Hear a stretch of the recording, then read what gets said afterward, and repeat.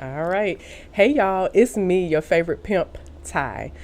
Today, we have a very special segment with my good friend, Shameka A. Jones. So let's get into it.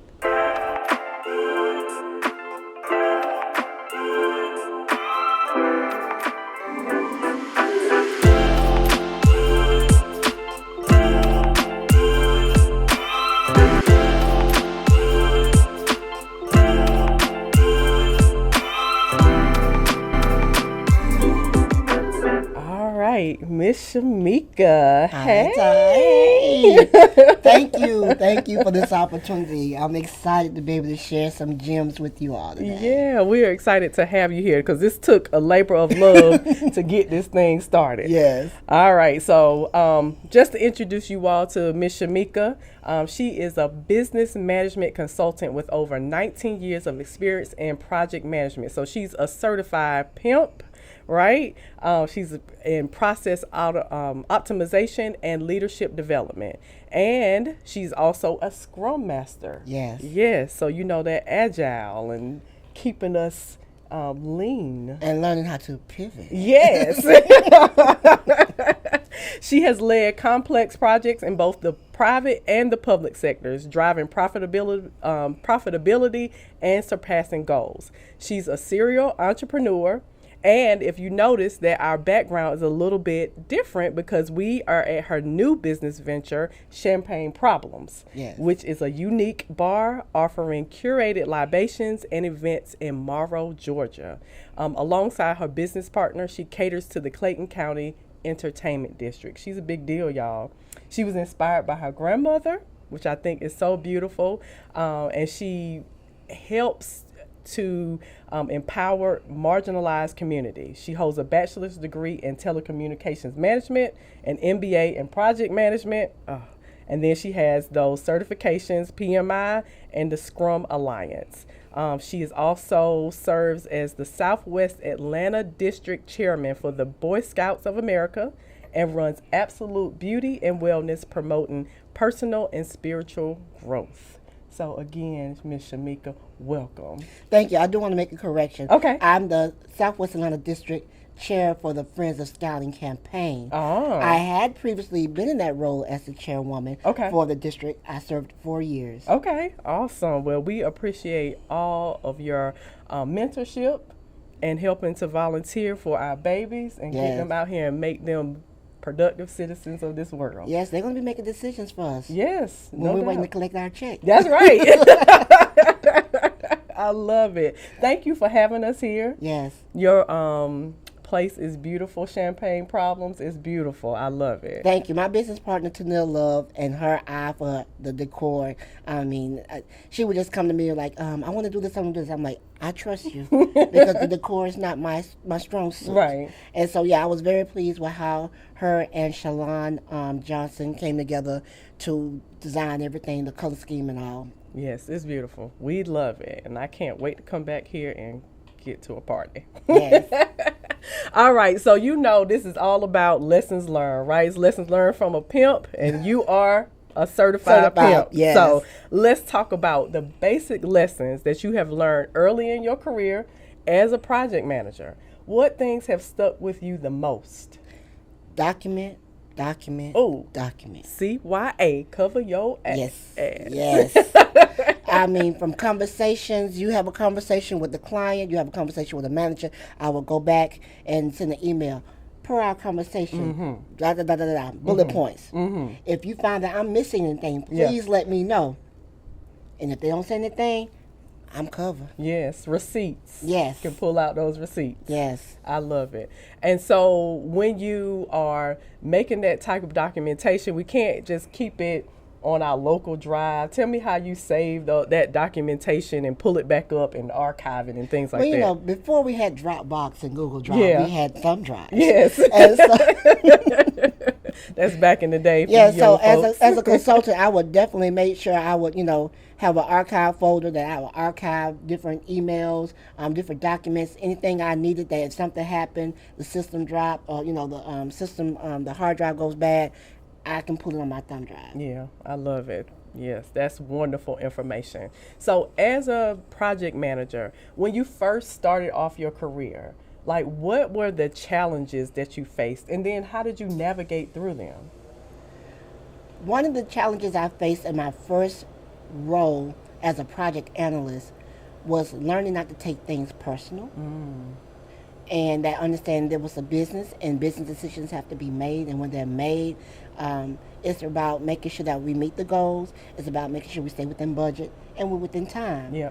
And so I was still new to that whole concept. You know, I was used to just, okay, you do this, I'll get it done when I get it done, but not understanding the repercussions of not getting it done in a timely manner and all that came with it. Yeah. So my first project was a bit challenging for me because I thought, oh, I'm a consultant now. I can pop my collar, you know.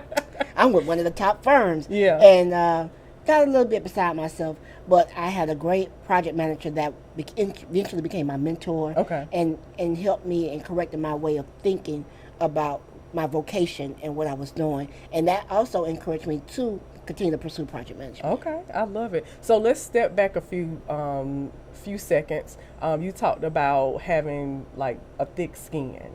How did you develop? Because that was one of the things that somebody told me too when I first started in IT. Period. Because it was just like it's kind of like dog eat dog, right? They was like you need to develop a thicker skin. So how did you develop that thicker skin? Building my confidence within myself, and one of the things I did, join the John Maxwell team to further help me with being able to better communicate. Okay. So that when I communicated, it wasn't about me communicating from an emotional point, but communicating with facts and what was, you know, determining what was the best approach to resolve the issue or whatever the case may be. Yeah. But I invested in myself. I read. I, joined the John Maxwell team. Would be on the calls weekly, daily, and just encourage myself, and was around people who were doing the same. Yeah. That makes a big difference. Yeah. When you're around a lot of Debbie Downers, it's so easy to kind of stay low vibrational in that environment. So I raised my vibration. Yes, I love it. And then you say you invested in yourself. Yes. I think a lot of people miss that aspect of things. Like sometimes not only do you have to just go and read a book and invest in yourself knowledge wise, but sometimes you have to put a little money on yourself, right? You got to bet on yourself a little bit. Yes. Being a part of certain organizations, aligning with people that are like-minded, aligning with people who are above where you are and are engaged that's where I want to be. So I need to be a part of this organization so I can, learn from them, gain access to that different gleaning. information. Yes. Yeah, I love it. And then with mentorship, because you are a mentor, but you are also a mentee. So talk about that a little bit, like that aspect of being a mentee. What I've done is I'm not afraid to ask for help. I'm not afraid to share my weaknesses so that I can get the knowledge as well as the support I need. One of the things that happened when I was in my last role, I reached out to the COO and asked if he would mentor me. And it turned out we were mentoring each other. And that's the way it should be. He really wanted to get to know me. Okay. So he can know how to better help me Yeah. in those areas I may have, had some weaknesses. And he was like, our first call, he said, I feel like you're mentoring me with all you've shared. I think we need to have another call, But the mentee thing is about aligning with someone who can pour into you. And in any relationship, it should be reciprocal. Right.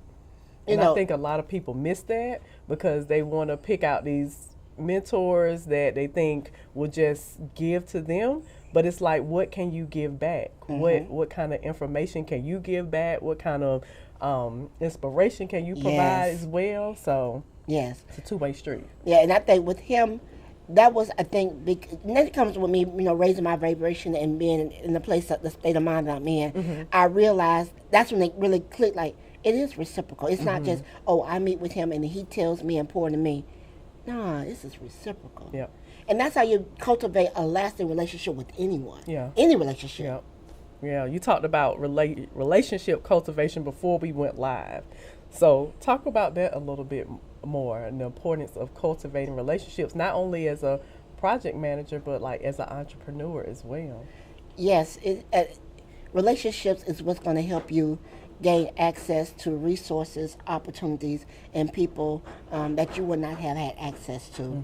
I have been very fortunate on this journey with starting this business that we were able to have Cool in the Game. My business partner and I were able to have him come in and host his meet and greet for him before we even had our grand opening. Yes. And there were demands, not demands, but there were things that were needed in order for us to execute this meet and greet. Yep. And she and I worked well together in communicating with his business manager to make sure that we got everything met to have a great turnout. Yeah. And so with that relationship, we're cultivating a relationship with him and his team for other opportunities. So it's all about making yourself available, being agile, knowing how to pivot, because our grand opening was 2 weeks after we hosted this meet and greet, and it took away time from things that we were focused on doing for our grand opening. Right. But because this was an opportunity that we could not just let slip away, and we was going to give it our best, we had to pivot, be agile, and then once that was executed and done, we focused back on our grand opening, and it was a success. Now we were tired. Yeah. But we did it, and it's not. What the driving force for that was the passion, the passion to get it done, the passion to make this a successful business venture, and to also show that we are sharp business women who are willing to work and service those who want to work with us, and be collaborative. Yeah. It's all about that collaboration. So you talked about pivoting and being agile. And you have pivoted quite a little bit in your career, right? Yes. And I think that's so awesome. So talk to us about those career pivots and then how you ended up here with the champagne bar. Okay, I will start with high school. In high school, I thought that I wanted to go into the medical field. And I was going to go to Pensacola Junior College for 2 years and transfer to FAMU. Things shifted in my world, and I ended up joining the Army. And I served 6 years. So while in the Army, I served in the office called Protocol. Okay. So I was an admin, but I served in Protocol. And in Protocol, what we did is that we were more so like the concierge for the general and his staff. Oh. So whenever the general had domestic or foreign dignitaries come in, we did the PowerPoints, we did the whole itinerary for their visit, their lodging, their meals, what silver, what dinnerware, what stemware the general would use. Oh, we did all of that. And so I was like, I think I want to get into hospitality. And so that was my focus. I got stationed here in Atlanta at Fort Gillem, and I was asked to build a website. And I'm like, a website? You know, this is back in 1998. And the major that I worked for, John Phillips, he retired, John Phillips. He and I are still friends today. He's one of the founders of Vet Atlanta. Okay. And he said, I'm sending you to Georgia Tech Continuing Education. You're going to learn how to build a website. I'm like, okay.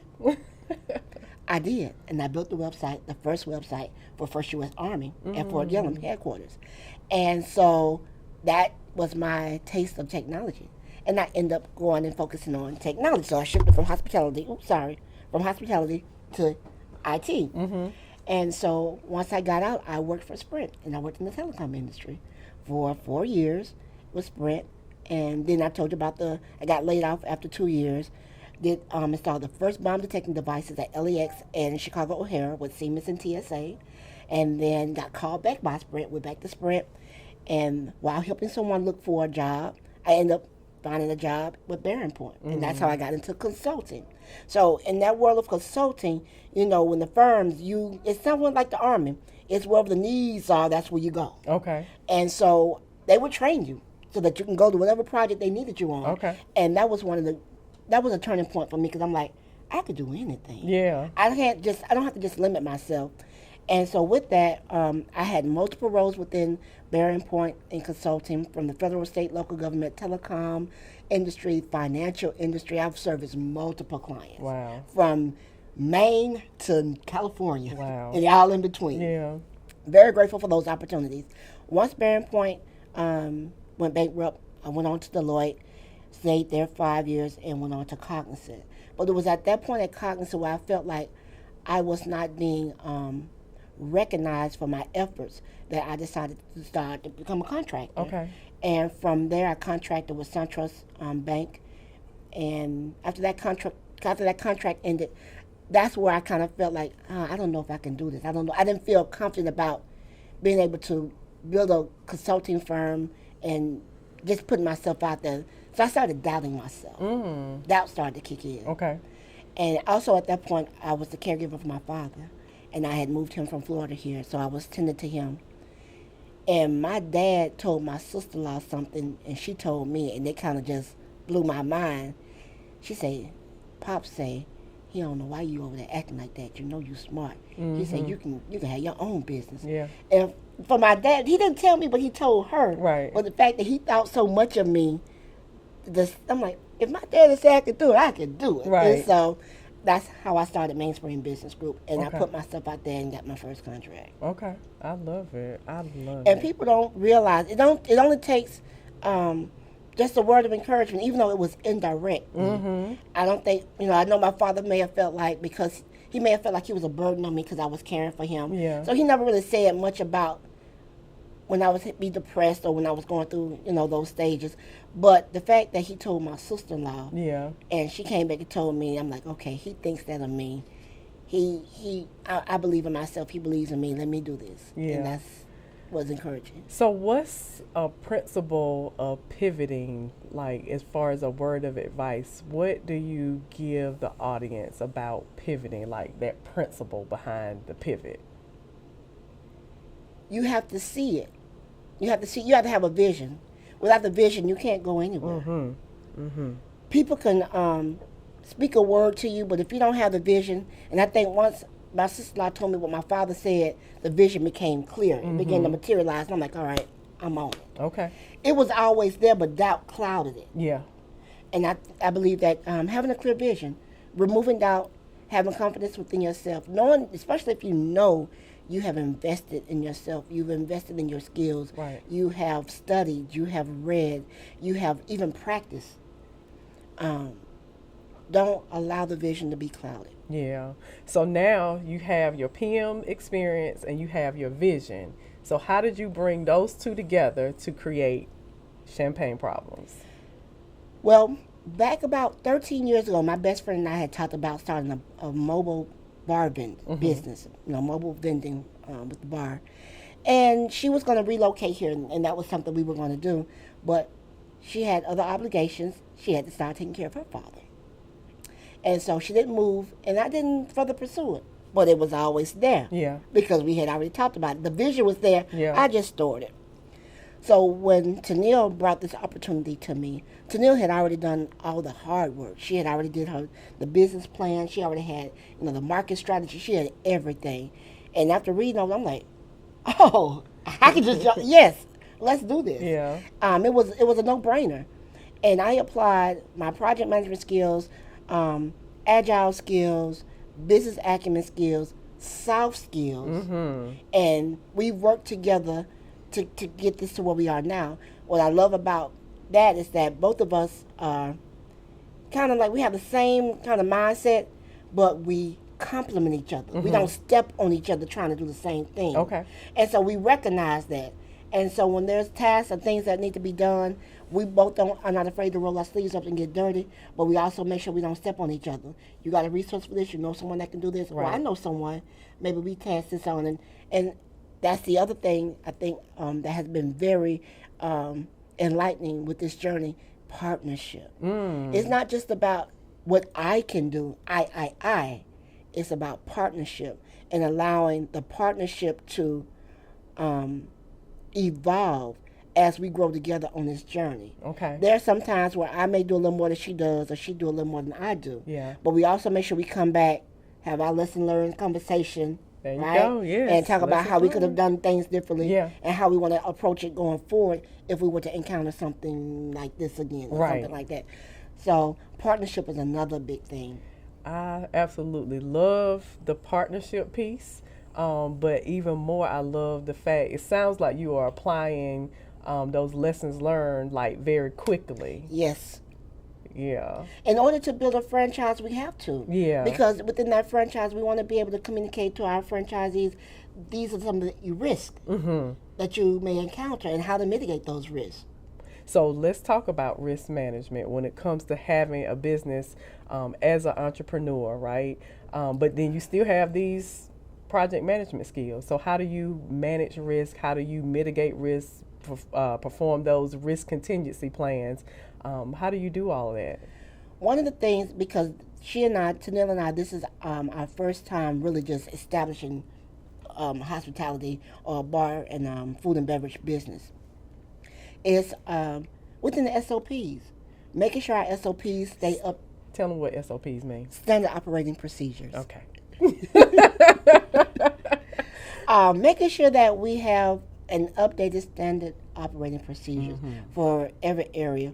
We're still working to get them, solidified and finalized. But however, the documents are never really finalized. They're living documents. Living documents.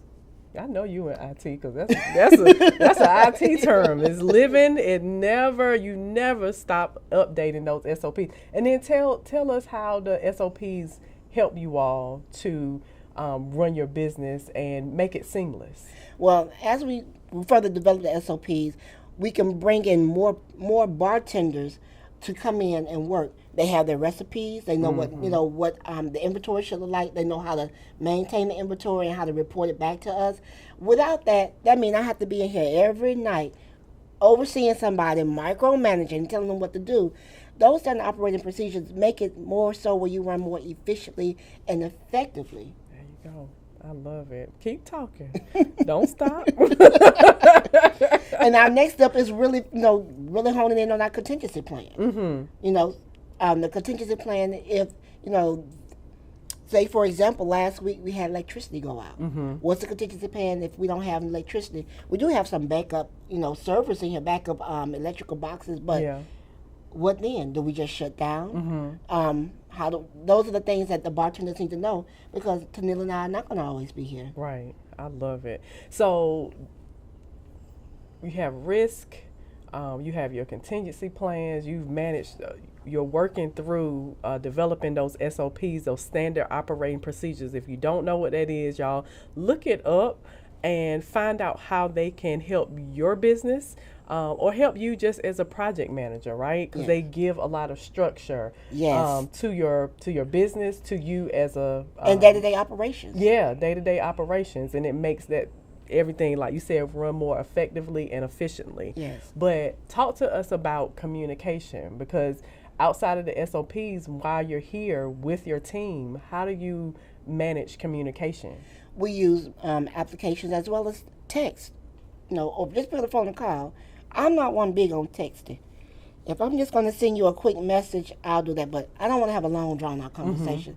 So I like to, pick up the phone, have a conversation with you, understand, So, for example, we use an application called Sling for our shifts. When I update and send out the schedule, I make sure I send them a text. Hey, good evening. The schedule has been sent out for the week.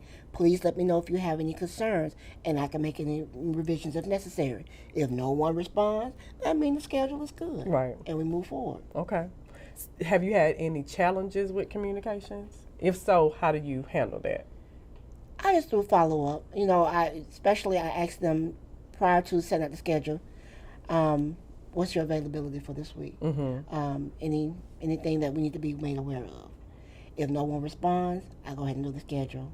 If they come back and say, well, hey, I got this coming up with my kid, I got to do this, then from there, I'm going to pick up the phone because I don't want to have no more text. Let's talk.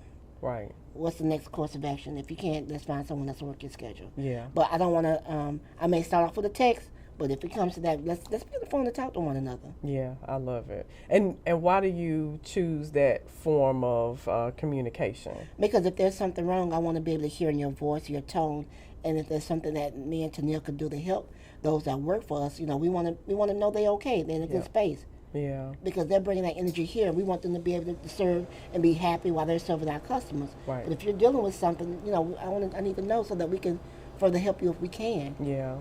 I love it. And so I don't know how many PMs there are out in the hospitality, the food and beverage industry, as far as like certifications and things like that. But What advice do you give to those project managers that are in the industry like yours, in hospitality and food and beverage? I would say because I haven't really came across any kind of templates or anything to kind of give me the guidance like I may have had it with IT. Yeah. I utilize the software that we currently use, like our POS system. Okay. I look at what is available, what kind of add-ons or integrations that I can use to make things a bit smoother for me. I use Monday.com as well, like by tracking and all. But I would say find out which applications would be best for you and your organization, because every organization may not want to use the applications that we're using or integrations that we're using. Right. So you got to use what's best for you, what's user friendly, and what is easy for your team and staff to take on and learn. Yeah. Okay. Issues. I listen, and if it's something that can be addressed at that time, we will further discuss it. But if it's something I need to discuss with my business partner, I make it very clear. I don't make any decisions without my business partner. Mm-hmm. I don't tell them or make any give any false hope of anything without talking to my business partner, because going forward, I need to know she has my back and she's in agreement. Right. And that's with any relationship, whether it's a platonic friendship, business relationship, or even a marriage. Yeah. You don't want to make a decision without your partner. Yeah. I totally. So I want to make sure I have her buy-in before we say yes to anything. Okay. I love it.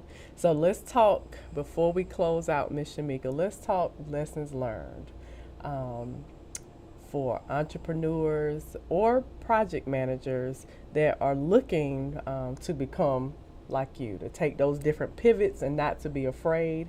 What is your most valuable piece of advice for those people? Don't be afraid to be different. Don't be afraid to stand out. Do not shrink to feel comfortable around others. Dream big and believe in yourself. Always. I love it. This has been wonderful. Thank you for the champagne. This is the first time I've ever had this on my podcast, on my web series, and I feel real good. I feel great. So thank you again for having us here at Champagne Problems in Morrow, Georgia. So y'all come and check her out when you get an opportunity. Check out her website, because this is a really wonderful place. But the advice I want to leave you with is to always embrace your lessons learned, because they are your building blocks to success. Yes. So, Shameka, before we roll out of here, Yes. you already said it one time, but you got to pop your collar, because you are now a certified PiMP.